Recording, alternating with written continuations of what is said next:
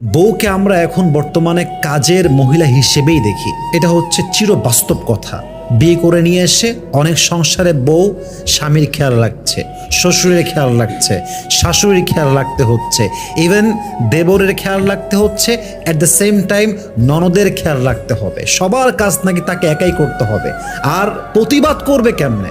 একটা মেয়ে প্রতিবাদ করবে কেমন করে? প্রতিবাদ করার আগেই তালাকের হুমকি চলে আসে। একজন মেয়ে চাইলেও প্রতিবাদ করতে পারে না, বাধ্যবাধকতা, পরিস্থিতি, অপারগতার শিকার সে। আপনাকে কে বলেছে যে ওয়াইফ হচ্ছে কাজের মহিলা? আপনাকে কে কনসেপ্ট দিয়েছে? আপনি বলেন যে ইসলামের অমুক জায়গায় আছে বউকে বিয়ে করবেন জাস্ট বাপ মার খেদমতের জন্য। আপনি আমাকে দেখান না কোথায় আছে কথাটা। বরং তাকে বিয়ে করে আপনি একটা সেফটি লাইফ ইনশিওর করবেন, একটা পিসফুল লাইফ ইনশিওর করবেন। যদি আপনি তাকে বিয়ে করে নিয়ে এসে তার জীবনটা আগের চাইতে আরও বেশি জাহান্নাম হয়ে যায়, তবে তার বিয়ে করার দরকারটা কি? বাপের বাসায় সে ভালো ছিল, কি দরকার ছিল তার বিয়ে করার এই জাহান্নামে আসার জন্য?